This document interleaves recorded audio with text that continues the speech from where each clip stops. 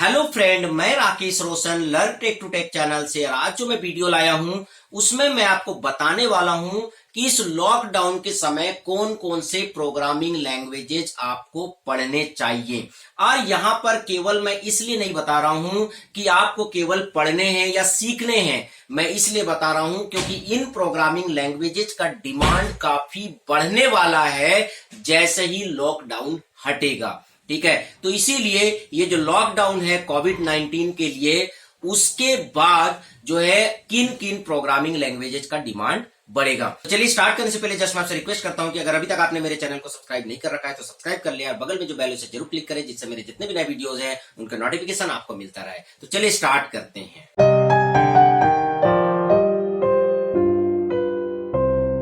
तो दोस्तों यहां पर मैं इन प्रोग्रामिंग लैंग्वेजेस को कोई सीक्वेंस में नहीं बता रहा हूं, ठीक है, इसलिए आप बिल्कुल ये ना माने कि जो मैं पहले बता रहा हूं वो फर्स्ट नंबर पे है, जो मैं दूसरा बताऊंगा वो सेकंड नंबर पे है। ऐसा कुछ नहीं है, ठीक है। मैं ये तीनों प्रोग्रामिंग लैंग्वेज के बारे में बताऊंगा जिनका डिमांड लॉकडाउन के बाद बढ़ने वाला है, और क्यों बढ़ने वाला है ये भी मैं आपको बताऊंगा।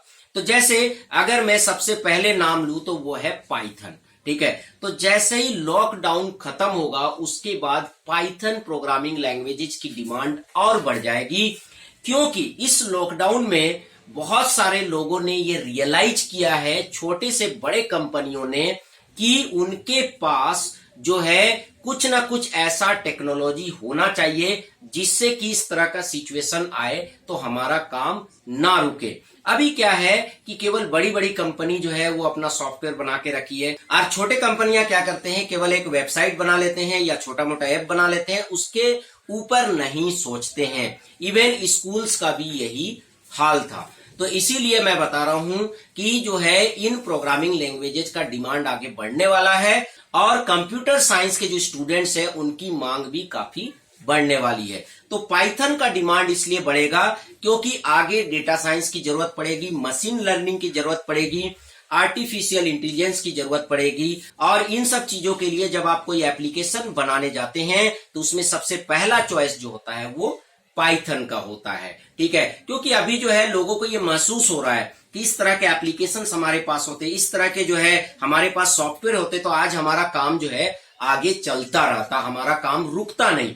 कई ऐसे स्कूल वाले हैं, ठीक है, अभी तक बहुत सारे, हमको लगता है 50% से ज्यादा ऐसे स्कूल है जिनके पास कोई सॉफ्टवेयर नहीं था, ऑनलाइन लर्निंग का कोई सॉफ्टवेयर नहीं था, बच्चों के असाइनमेंट, बच्चों का ऑनलाइन एग्जाम लेने के लिए कोई सॉफ्टवेयर नहीं था।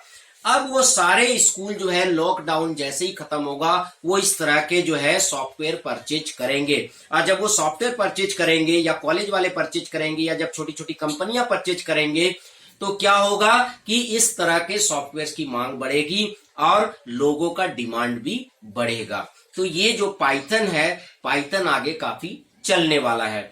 उसके बाद नेक्स्ट है कॉटलिन।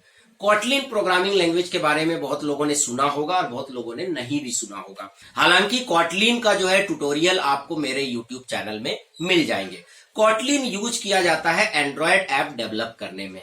पहले एंड्रॉयड ऐप डेवलप करने में जावा का यूज होता था, अब जो है कॉटलिन का यूज होता है। हालांकि अब भी जावा का यूज होता है, बट जावा से ज्यादा अब कॉटलिन का यूज किया जाता है, क्योंकि एंड्रॉयड ने अपना ऑफिशियल लैंग्वेज जो है कॉटलिन को बना दिया है एंड्रॉयड ऐप डेवलप करने के लिए, ठीक है। तो आगे कॉटलिन प्रोग्रामिंग लैंग्वेज का भी काफी डिमांड आने वाला है, क्योंकि अभी भी आप देखेंगे इंडिया में मोर देन 50% ऐसे बिजनेस है जिनका अपना कोई ऐप नहीं है, ठीक है। आज लोगों को महसूस हो रहा है कि अगर मेरा एंड्रॉयड ऐप होता तो शायद मेरा काम चलता रहता। इवन छोटे छोटे दुकानों को भी अपना ऐप की जरूरत पड़ेगी। जैसे अभी सपोज डेट आपके मोहल्ले में कोई दुकान है, ठीक है, अब जो है उसको अभी महसूस हो रहा होगा कि अगर मेरे पास एक छोटा सा ऐप होता तो लोग उस ऐप में ऑर्डर कर पाते और हम उसे जो है उसके घर में पहुंचा पाते, ठीक है। तो जैसे बाकी बड़ी बड़ी कंपनियां कर रही है वो हम भी कर पाते, बस उसके लिए मेरे पास एक छोटा सा सॉफ्टवेयर होना चाहिए, ठीक है। तो ये सभी लोगों को कहीं ना कहीं ये चीज अब महसूस होने लगा है। तो आगे जो है एंड्रॉयड ऐप का डेवलपमेंट भी बढ़ेगा, ऑब्वियसली एंड्रॉयड ऐप का भी बढ़ेगा और एप्पल ऐप का भी बढ़ेगा। पर मैं यहाँ पर एंड्रॉयड का इसलिए बात कर रहा हूं क्योंकि एंड्रॉयड फोन रखने वालों की संख्या जो है वो काफी है। तो इसीलिए कॉटलिन का डिमांड बढ़ेगा। तो मैं यहाँ पर अपने जितने भी स्टूडेंट हैं उनको यही बोलूंगा कि अगर आपका इंटरेस्ट एंड्रॉयड ऐप डेवलपमेंट में है तो आप कॉटलिन जरूर सीख ले, इसका डिमांड बढ़ने वाला है।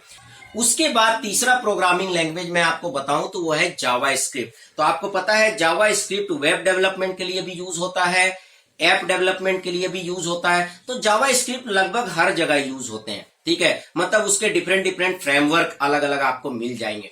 तो जावा स्क्रिप्ट आपको आना चाहिए। वैसे भी जावा स्क्रिप्ट हमेशा टॉप प्रोग्रामिंग लैंग्वेजेज में आता है। तो अभी मैं जावा स्क्रिप्ट का ट्यूटोरियल भी बना रहा हूं। आपको लगता है कि मैंने ऑलरेडी जो है 30-35 वीडियो बना रखा है, आगे मैं इसे कंटिन्यू रखूंगा। तो आप जावा स्क्रिप्ट जो है नेक्स्ट सीख सकते हैं, क्योंकि अब क्या होगा, लॉकडाउन के बाद जो है लोग धड़ाधड़ जो है अपना वेबसाइट्स बनाएंगे, अपने ऐप डेवलप करवाएंगे, ठीक है। तो ये सब जैसे ही होगा वहां पर जावा स्क्रिप्ट का यूज होना स्टार्ट हो जाएगा। तो जावा स्क्रिप्ट का भी डिमांड काफी बढ़ने वाला है, क्योंकि सॉफ्टवेयर कंपनीज के पास जावा स्क्रिप्ट से रिलेटेड काफी जो है प्रोजेक्ट आएंगे, और जब उनके पास प्रोजेक्ट आएंगे तो वो आप जैसे लोगों को रिक्रूट करेंगे।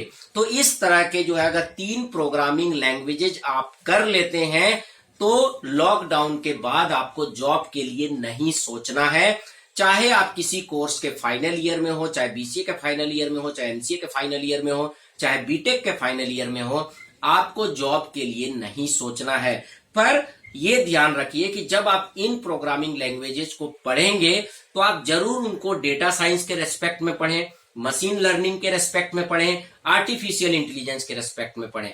शुरू में तो सिंपल आप प्रोग्रामिंग लैंग्वेजेस सीख ले, पर उसके बाद आप एक लाइन पकड़ ले कि आपको एआई में जाना है, मशीन लर्निंग में जाना है, डेटा साइंस में जाना है। हालांकि ये फिक्स नहीं रखे कि आपको डेटा साइंस में ही जाना है या आपको मशीन लर्निंग में ही जाना है, मतलब आप नॉलेज रखे किसी एक फील्ड का। इससे क्या होगा कि कल को कोई इंटरव्यू होगा या कोई रिटन एग्जाम होंगे या जब आपका सिलेक्शन होगा तो उनको कम से कम ये लगेगा कि ये जो है सेल्फ लर्निंग वाला बंदा है और इसने खुद से भी काफी कुछ सीख लिया है। तो इसका मतलब अगर हम कंपनी में ट्रेनिंग देंगे तो ये तो बहुत आगे बढ़ जाएगा। तो इस तरह के सोच अगर कंपनी के मन में आ गया तो वो डेफिनेटली आपको रख लेंगे। तो इसलिए आप लोग जो है बिल्कुल जो है चिंता करना छोड़ दे कि लॉकडाउन के बाद हमारी जो है जॉब लगेगी कि नहीं लगेगी। बिल्कुल जॉब लगेगी। कंप्यूटर साइंस वालों को सोचना नहीं है, इस लॉकडाउन के बाद काफी जॉब निकलने वाला है, बट आपको अपने स्किल को डेवलप करते रहना पड़ेगा। तो चलिए फ्रेंड, आई होप कि आपको वीडियो पसंद आया होगा। अच्छा लगा तो लाइक करें, शेयर करें, कमेंट करें, और अगर अभी तक आपने मेरे चैनल को सब्सक्राइब नहीं कर रखा है तो सब्सक्राइब कर ले और बगल में जो बेल उसे जरूर क्लिक करें, जिससे मेरे जितने भी नए वीडियोस हैं उनके नोटिफिकेशन आपको मिलता है। Thank you and good bye.